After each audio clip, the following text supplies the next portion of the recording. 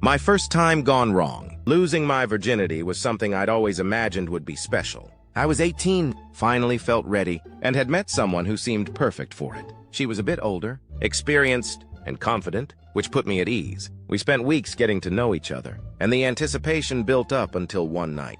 We decided it was time. She invited me over to her place, a cozy little apartment that felt surprisingly intimate. My nerves were through the roof, but she led the way, making sure I was comfortable with every step.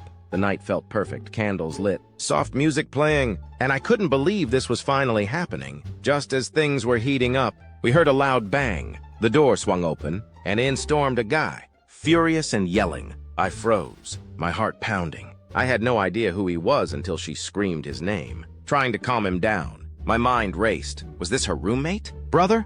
No, it was worse. He was her boyfriend.